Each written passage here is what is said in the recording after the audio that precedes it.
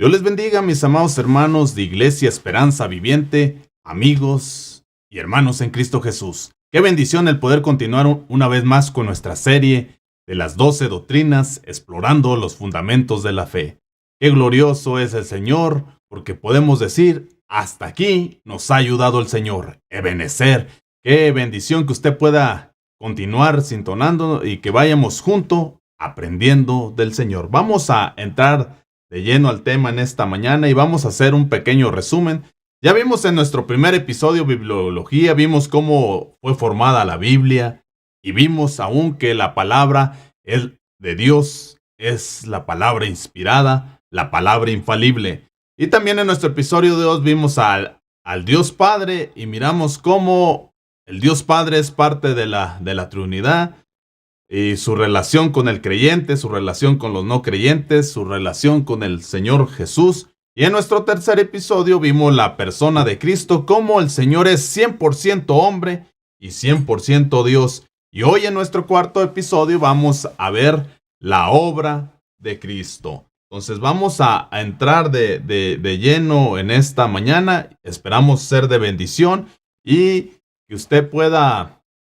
le damos gracias también por usted a través de este medio social, que usted pueda bendecir a otros, que a través de un clic usted pueda bendecir a otros. Gracias por suscribirse, gracias por compartir y gracias por sus comentarios, que es de bendición para nuestro ministerio. Gloria a Dios. Entonces vamos en esta mañana a entrar de lleno al tema y vamos a leer Mateo 16:15. Y el Señor le hace unas preguntas, si recuerda, lo vimos la semana pasada en Mateo 16:15, dice, ¿y ustedes quiénes dicen que soy yo? Le hace una pregunta al Señor a sus íntimos, a los que estaban con él, y Pedro le contesta en el 16, tú eres el Cristo, el Hijo del Dios viviente, afirmó Simón Pedro. Y en el 17 dice, dichoso tú, Simón, hijo de Jonás, le dijo Jesús, porque eso no te lo reveló ningún mortal, sino mi Padre que está en los cielos. Entonces imagínese, recuerde que el Señor les hace la pregunta, ¿quién dice la gente que soy yo? Y si se recuerda, unos dijeron que era Juan el Bautista, otros Elías, otros Jeremías y uno de los profetas. 4 grupos. Pero Pedro, él contesta, tú eres el Cristo, el Hijo del Dios viviente. Y aquí vemos que le dice el Señor, no te lo revelo ni carne ni sangre, sino mi Padre que está en el cielo. Entonces el Padre es quien revela al Hijo. Y vamos a ir ahí a nuestro siguiente versículo. Dice Mateo 1:1. Vamos a ver aquí la tabla genealógica de nuestro Señor Jesucristo. Dice Mateo 1:1. Tabla genealógica de Jesucristo, hijo de David y hijo de Abraham. Pero dice ahí, ahí le estamos remarcando porque quiero ahí que mire que dice Jesucristo. Vamos a enfocarnos ahí en Cristo. Pero dice que es hijo de David y es hijo de Abraham. La palabra Cristo, que proviene del griego Christos y esta a su vez del latín Christus, se traduce como Mesías o el Mesaya, que significa el ungido. Pero vemos aquí también, miramos ahí que la genealogía dice que es hijo de David y hijo de Abraham. Y aún la Biblia ahí nos dice había una promesa para la tribu de Judá, de la cual pertenece David. Si usted vemos ahí Génesis 49:10 dice, ya había una promesa para esta tribu. Dice en Génesis 49:10 dice, y el cetro no se apartará de Judá, ni de entre sus pies el bastón de mando, hasta que llegue el verdadero rey, quien merece la obediencia de los pueblos. Pero allá había una promesa que a través de la genealogía de David iba a venir un rey, pero también dice hijo de Abraham. Y dice, bueno, antes quisiera también leerle otro pasaje ahí en David, en 2 Samuel 7:16 dice que David es de la tribu de Judá. Le confirma la promesa de un trono para siempre. En 2 Samuel 7:16 dice, tu casa y tu reino durarán para siempre delante de mí, tu trono quedará establecido para siempre. Pero miramos que había una promesa de un trono eterno para siempre a través del linaje de David. Y también dice ahí que es hijo de Abraham. Y Abraham, si usted recuerda, es el padre de la fe. Y había un pacto abránico y a Abraham le prometieron una tierra. Dios le prometió la tierra de Canaán, una simiente. Y la bendición, Dios prometió bendecir a Abraham y a través de él bendecir todas las naciones. Imagínense, entonces, ahí miramos pues que el Señor tenía las credenciales para ser el Cristo, el ungido, el Mesías. Y vamos a ir a nuestro siguiente versículo, ahí a Mateo 1:16. Y Jacob, padre de José, que fue el esposo de María, de la cual nació Jesús, llamado el Cristo. Pero vemos otra vez aquí, llamado el Cristo, y la palabra, ya le decía que la palabra Cristo, que proviene del griego Christos, y a su vez del latín Christus, se traduce como Mesías, Mesaya, que significa el ungido. Entonces, el Señor Jesús es el ungido, es el Mesías anunciado desde Génesis, a través del linaje de David, a través del linaje de Abraham. Qué glorioso es el Evangelio. Y vamos a ir ahí a nuestra siguiente diapositiva. Dice en Juan 10:37-38, si no hago las obras de mi Padre, no me crean. Pero si las hago, aunque no me crean a mí, crean a mis obras para que sepan y entiendan que el Padre está en mí y que yo estoy en el Padre. Pero dice, crean a mis obras. Entonces nosotros vemos a través de la Biblia que el Señor hizo tantas obras, pero dice él, si no hago las obras de mi Padre, no me crean, pero si las hago, aunque no me crean a mí, crean a mis obras. Entonces el Señor dice, crean a mis obras.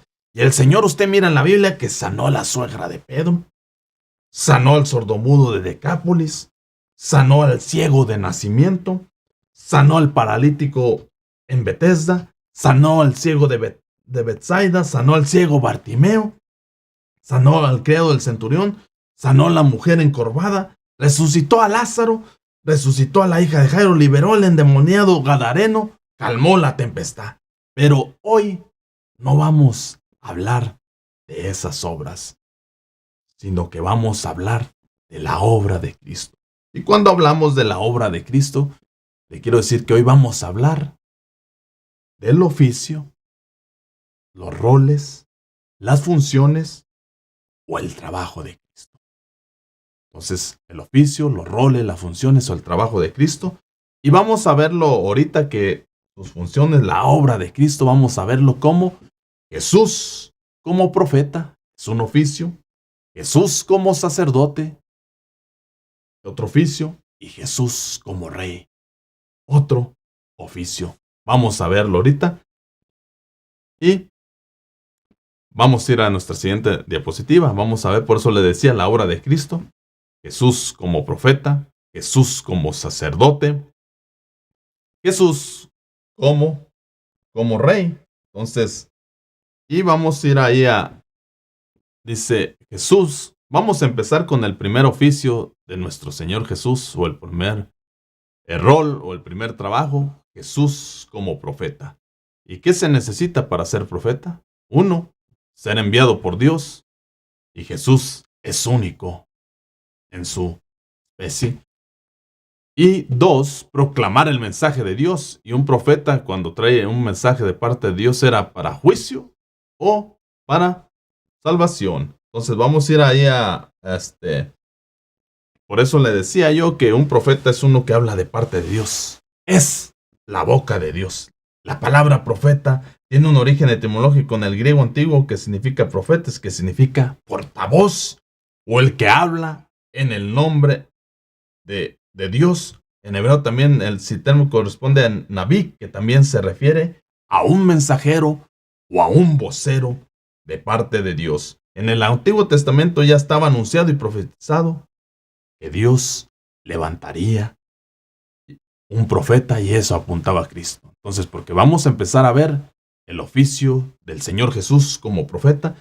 Y en Deuteronomios 18:18 ya había una profecía que apunta a Cristo. A Moisés se le dio porque dice, Deuteronomios 18:18 dice, profeta le levantaré de en medio de sus hermanos como tú, y pondré mis palabras en su boca, y él les hablará todo lo que yo les mandare. Aleluya, gloria a Dios. Y vamos a ir ahí a nuestro siguiente versículo, Juan 1:14. Y el Verbo se hizo hombre y habitó entre nosotros, y hemos contemplado su gloria, la gloria que corresponde al Hijo unigénito del Padre, lleno de gracia y de verdad. Pero dice, y el Verbo se hizo hombre. Entonces, vamos ahí y lo dice en Gálatas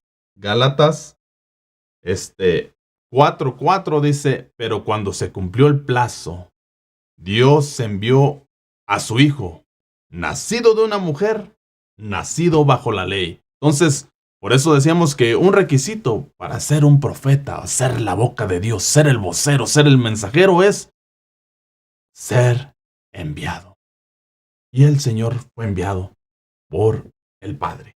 Entonces ahí dice, pero cuando se cumplió el plazo, Dios envió a su Hijo, nacido de una mujer, nacido bajo la ley. Entonces vamos a ir a nuestro siguiente versículo. Ahí en Juan 1:18, a Dios nadie lo ha visto nunca. El Hijo unigénito que es Dios y que vive en unión íntima con el Padre nos los ha dado a conocer. Entonces, una de las nos lo ha dado a conocer y lo dice ahí en Juan 14:9, pero Felipe, tanto tiempo llevo ya entre ustedes y todavía no me conoces. El que me ha visto a mí ha visto al Padre. ¿Cómo puedes decirme, muéstranos al Padre? Entonces, una de las funciones de Jesús es, dice ahí, que vive con unión con el Padre y es darnos a conocer al Padre. Entonces vamos a ir ahí a Mateo 11:21, porque estamos viendo a Jesús como profeta, uno que habla de parte de Dios, uno que trae un mensaje de salvación o de juicio. Dice Mateo 11:21, ay de ti Corazín, ay de ti Betsaida, si hubieras hecho en Tiro y en Sidón los milagros que se hicieron en medio de ustedes, ya hace tiempo que se habrían arrepentido, con muchos, dice, lamentos. Pero dice, entonces,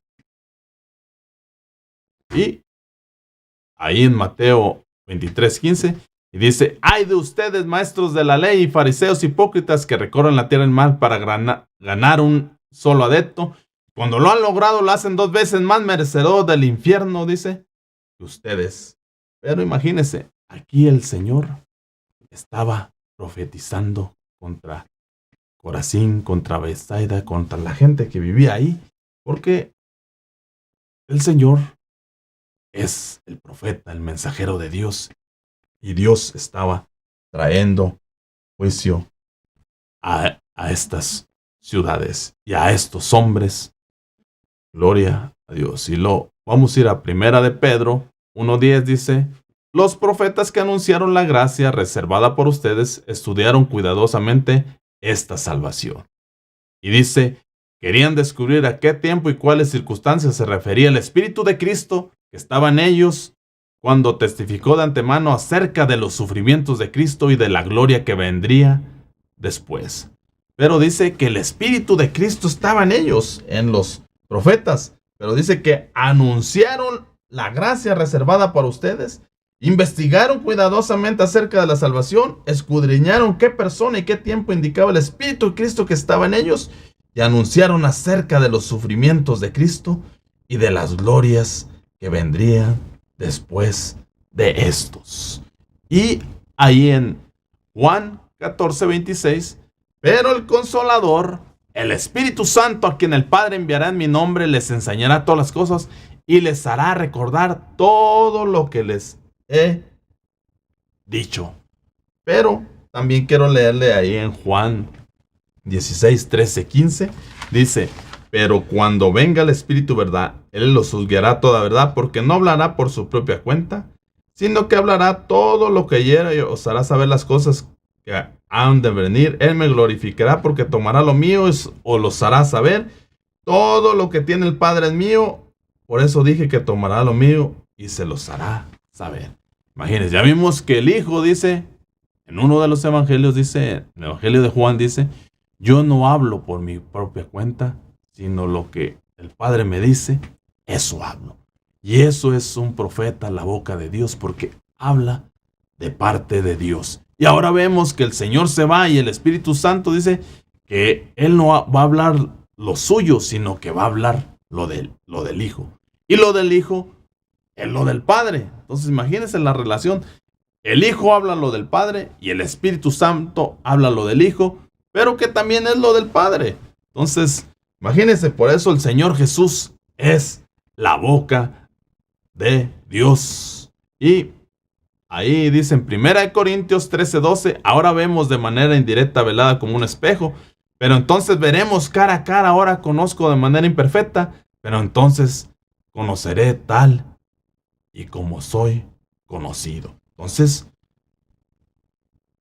un día vamos a conocer tal y como somos, porque el Señor nos está revelando a través de su Hijo, a través del mensajero, a través de la boca de Dios. Está trayendo el mensaje y nos está devolviendo la identidad tal y como fuimos. Nos están transformando, nos están renovando, nos están haciendo de nuevo, nos están volviendo a nuestro estado que estábamos antes, recuperando la imagen de Dios, recuperando la autoridad, recuperando lo que el hombre había perdido. Qué glorioso es el Evangelio. Entonces, ya vimos ahorita a Jesús como profeta, pero vamos a ver el oficio de Jesús.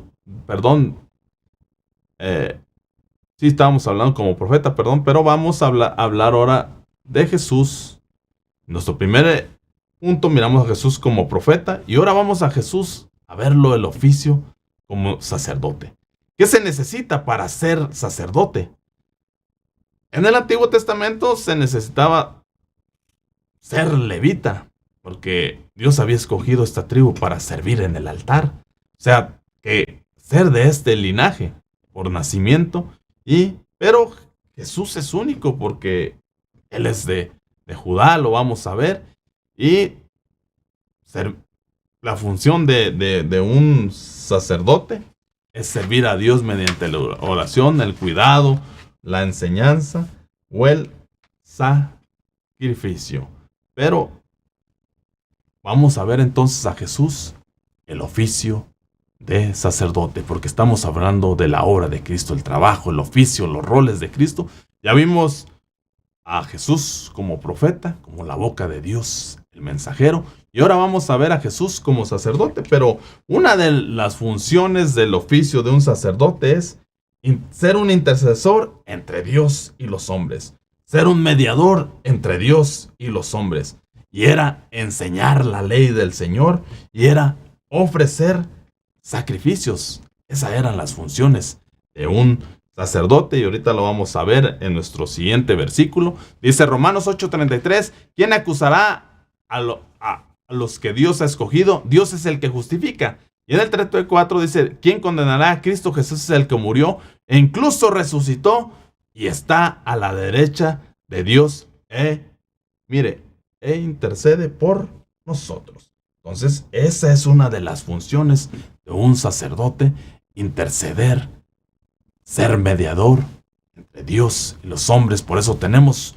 un sumo sacerdote que intercede en los cielos por usted y por mí, uno que está mediando por usted y por mí. Esa es la función de un sacerdote. Y vamos a ir ahí a Hebreos 7:25. Por esto también puede salvar por completo a los que por medio de él se acercaron a Dios, ya que vive para siempre, para interceder, ¿qué?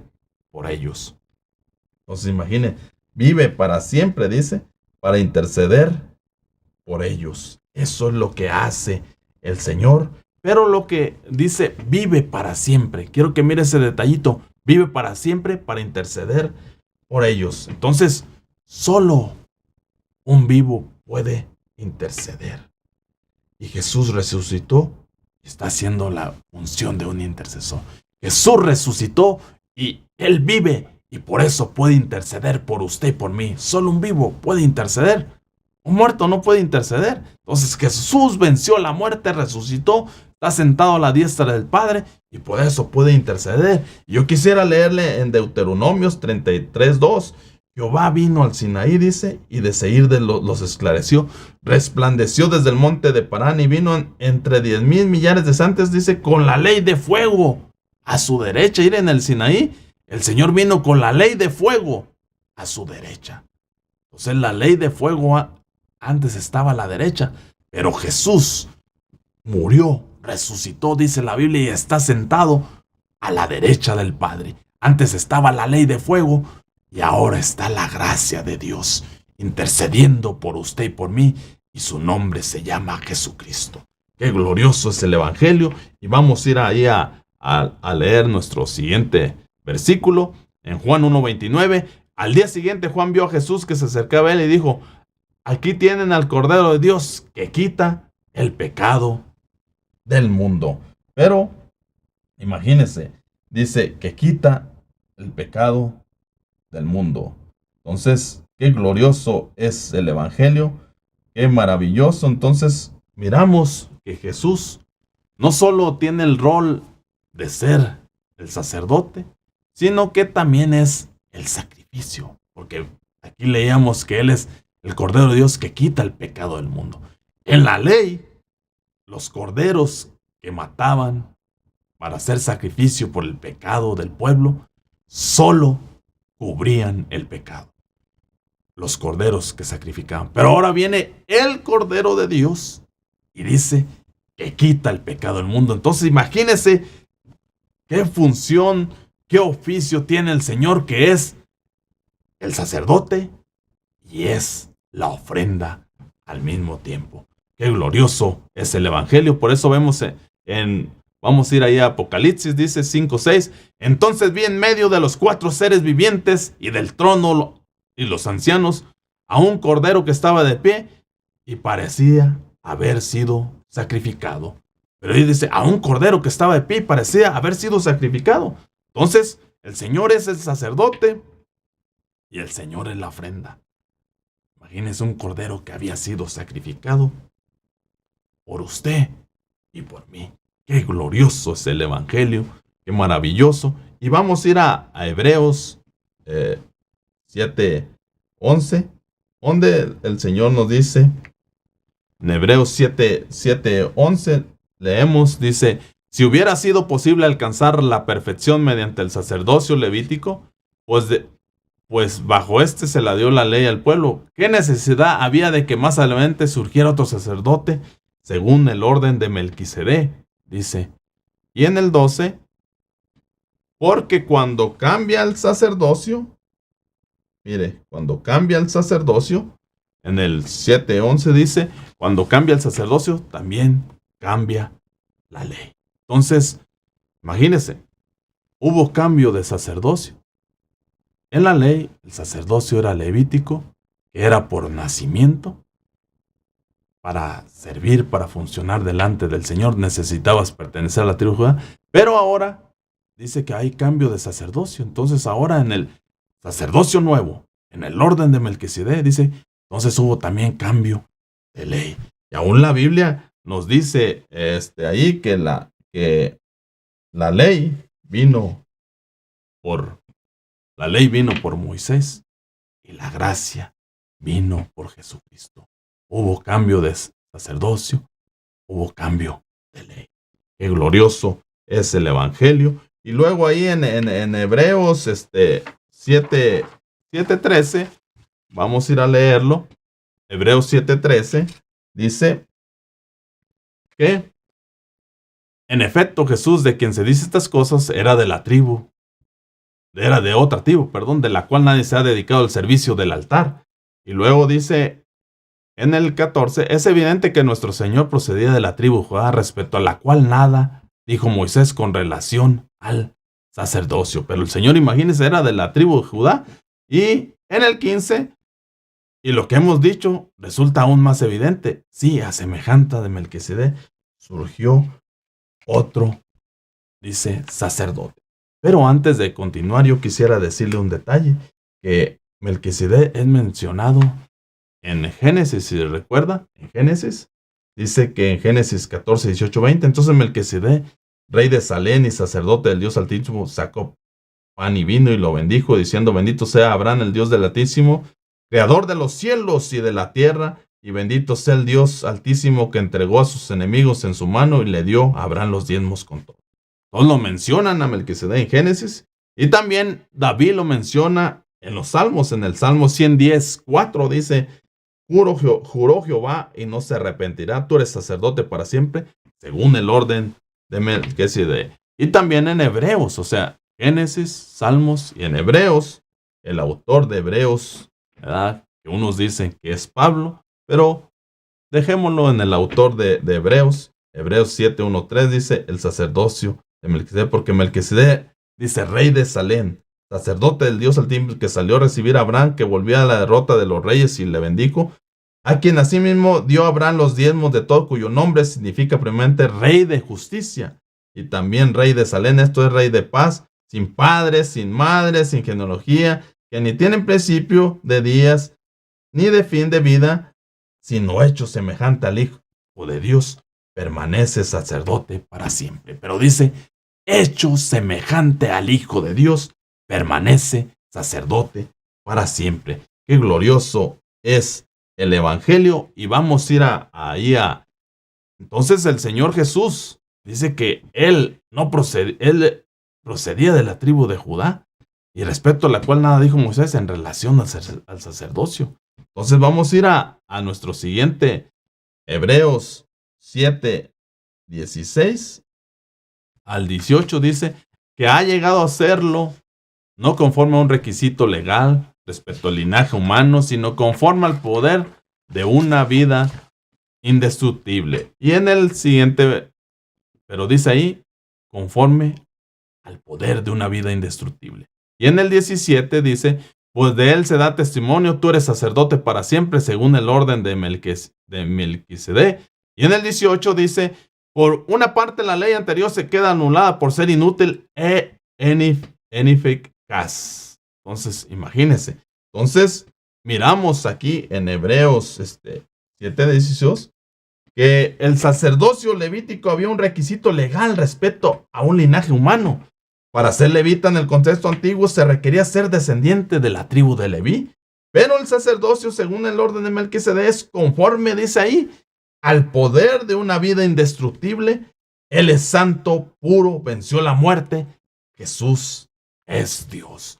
Qué maravilloso es el Evangelio. Y vamos a ir ahí a Hebreos 7:19, ya que no perfeccionó nada y por la otra se introduce una esperanza mejor, mediante la cual nos acercamos a Dios, y no fue sin juramento. Los otros sacerdotes llegaron a hacerlo sin juramento. Y en el 21 dice, mientras que éste llegó a hacerlo con el juramento de aquel que le dijo, el Señor ha jurado y no cambiará de parecer, tú eres sacerdote para siempre, dice, mientras que éste llegó a hacerlo, dice, con juramento. Entonces, qué maravilloso es el Evangelio. Pero entonces el sacerdocio levítico, dice, no podíamos salvarnos porque no podíamos cumplir con tanto requerimiento. Los corderos del Antiguo Testamento solo cubrían el pecado. Y el sacerdote sin juramento, el derecho era por nacimiento. Era su trabajo. Mientras que el sacerdocio de Melquisedec dice que introduce una esperanza mejor, mediante la cual nos acercamos a Dios, y un sacerdocio por juramento. Jesús se convierte en la garantía de un mejor pacto para una mejor entrega, porque el levítico era por nacimiento, mientras que el sacerdocio del Señor es por juramento. Qué glorioso es el Evangelio. Y vamos a ir a nuestro siguiente versículo, Hebreos 7:22. Por tanto, Jesús ha llegado a ser el que garantiza un pacto superior, Ahora bien, como aquellos sacerdotes la muerte les impedía seguir ejerciendo sus funciones, ha habido muchos de ellos. Y el 24, pero Jesús permanece para siempre, su sacerdocio es imperecedero. Mira ahí, imperecedero. Y el 25, por eso también puede salvar por completo a los que por medio de él se acercan a Dios, ya que vive para siempre para interceder por ellos. Pero dice, puede salvar por completo. Qué glorioso es el evangelio. Entonces, el sacerdocio levítico, naces levita, sirves como levita, y los sacerdotes, la muerte les impedía seguir ejerciendo sus funciones. Y el sacrificio de los corderos solo cubría el pecado, mientras que en el sacerdocio, según el orden de Melquisedec, Jesús ha llegado a ser el que garantiza un pacto superior. Pero como Jesús permanece para siempre, dice, permanece para siempre, su sacerdocio es imperecedero, su sacerdocio es eterno y luego puede salvar, dice, puede salvar por completo a los que por medio de él se acercan a Dios, ya que vive siempre para interceder por ellos.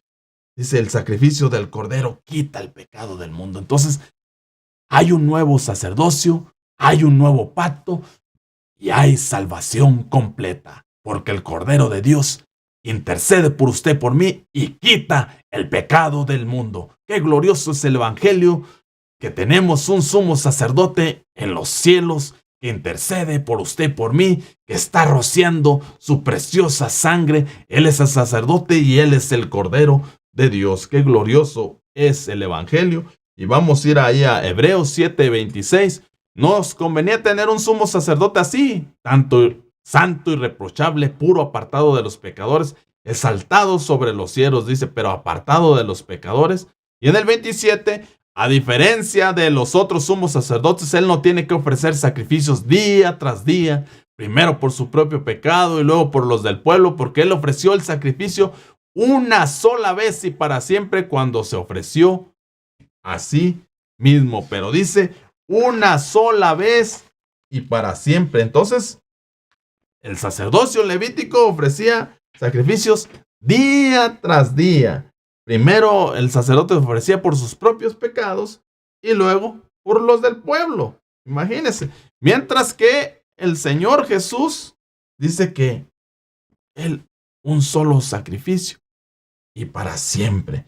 Pero miramos que nos convenía tener un sacerdote, un sumo sacerdote como el Señor Jesús, porque Él es número uno, dice ahí, santo, es irreprochable, es puro, apartado de los pecadores y exaltado sobre los cielos. Mire, 5 características del Señor Jesús que nos convenía para hacer que fuera nuestro sumo sacerdote, y vemos la gracia del Señor en nuestro sumo sacerdote, que Él es santo, es irreprochable, puro, apartado de los pecadores y exaltado sobre los cielos. Qué glorioso es el evangelio. Y Él ofreció el sacrificio una sola vez y para siempre se ofreció a sí mismo, porque Él es el sacerdote y Él es el sacrificio. Qué maravilloso es el evangelio, qué glorioso es el evangelio, porque así es el Señor, tan maravilloso. Y vamos a leer en Hebreos 7:28. De hecho, la ley designa como sumos sacerdotes a hombres débiles, dice, hombres débiles. Pero el juramento posterior a la ley designa al Hijo, quien ha sido hecho perfecto para siempre. Entonces, imagínense, hecho perfecto, dice, para siempre. Qué maravilloso es el Señor. Entonces, la ley, mire lo que hacía la ley, designa como sumo sacerdote hombres débiles. La gracia designa sumo sacerdote al Hijo de Dios, quien ha sido hecho perfecto para siempre. Entonces, Él es perfecto. La ley ponía sacerdotes débiles que morían, pero Jesús, el Hijo de Dios, fue designado porque Él vive para siempre. Él es perfecto para siempre. Qué glorioso es el evangelio. Y aún la Biblia dice en Hebreos 4:14-16, Jesús es el gran sumo sacerdote. Por lo tanto, ya que en Jesús, el Hijo de Dios, tenemos un gran sumo sacerdote que ha atravesado, dice, los cielos, aferrémonos la fe que profesamos, porque no tenemos a un sumo sacerdote incapaz de compadecerse, dice, de nuestras debilidades, sino uno que ha sido tentado, dice, en todo en la misma manera que nosotros, aunque sin pecado, dice. Así que acerquémonos confiadamente al trono de la gracia para recibir la misericordia y encontrar la gracia que nos ayude a encontrar el oportuno socorro. Pero tenemos un sumo sacerdote que se compadece, uno que fue tentado en todo sin pecado. Entonces, hoy está abierto. Imagínense que en el Antiguo Testamento solo el sacerdote podía entrar una vez al año y tenía que llevar sangre y ofrecer sacrificio por su pecado y por el pueblo. Y ahora, a través de Cristo, atravesó los cielos, el velo fue abierto y ahora podemos entrar hasta el lugar santísimo, porque Dios es el sacrificio. Hay sangre que quita el pecado y podemos entrar hasta el trono de la gracia confiadamente. Qué glorioso es el Evangelio, qué maravilloso. Y vamos a seguir entonces, pero antes de que quisiera leer Hebreos 9:12, dice que él entró una sola vez, porque le decía, y para siempre en el lugar santísimo. No lo hizo con sangre de machos cabríos y becerros, sino con su preciosa sangre, logrando así un rescate, pero dice un rescate eterno. Entonces eso es lo que hizo el Señor con su preciosa sangre. Logró un rescate eterno, porque Él es el Cordero que quita el pecado del mundo. Un rescate eterno, mejores promesas. Qué glorioso es el Evangelio. Y vamos a continuar. Ya vimos entonces a Jesús como profeta. Ya vimos a Jesús como sacerdote, haciendo su función como sacerdote. Y ahora vamos a ver a Jesús como rey. Y vamos a ver ahí que Jesús como rey tiene un reino. Gobierna, ejerce autoridad, y un rey establece leyes. Entonces, vamos a ir a leer ahí a Isaías 9:7, porque ya estaba profetizado que vendría un rey. Pero antes de leer Isaías, yo quisiera leerle Génesis 49:10. Se lo leí hace ratito, Génesis 49:10, cuando ya había la profecía que apuntaba a Cristo. Dice el 49:10 de Génesis: el cetro no se apartará de Judá, ni de entre sus pies el bastón de mando, hasta que llegue el verdadero rey, quien merece la obediencia de los pueblos. Y aún en 2 Samuel 7:12-13 también había una promesa de un trono para siempre. Le dicen a 2 Samuel 7:12-13, dice: cuando tu vida llegue a su fin y vayas a descansar entre tus antepasados, yo pondré en el trono a uno de tus propios descendientes y afirmaré su reino. Será él quien construye una casa en honor de mi nombre, y yo afirmaré el trono de su reino para siempre. Qué glorioso que desde Génesis estaba ya profetizado, apuntalaba la venida de Cristo, que Cristo es el ungido, Cristo es el Mesías, Cristo es el Rey de reyes y Señor de señores. Y aún en Isaías dice ahí 9:7: se extenderá su soberanía, su paz, y no tendrá fin. Gobernará sobre el trono de David, sobre su reino, para establecerlo, sostenerlo con justicia y rectitud desde ahora y para siempre. Esto lo llevará a cabo el celo del Señor Todopoderoso. Y aún se recuerda ahí en Zacarías 9:9, se recuerda: mira, tu rey viene hacia ti. Dice: justo, victorioso y humilde, viene montado en un burro. Imagínense, ya había las profecías desde el Antiguo Testamento que apuntaban a la venida de Cristo, a la venida del Rey. Y dice: gobernará sobre el trono de David, pero y su reino, dice, para siempre. Y en Juan 1:18-36 dice el Señor: mi reino no es de este mundo, contestó Jesús. Si lo fuera, mis propios guardias pelearían para impedir que los judíos me arrestaran. Pero mi reino no es de este mundo, dice el Señor. Y en el 37 dice: así que eres rey, le dijo Pilato. ¿Eres tú quien dice que soy rey? Yo para esto nací, y para esto vine al mundo, para dar testimonio de la verdad. Todo el que es parte de la verdad escucha mi voz. Pero imagínense, le dice: así que eres rey.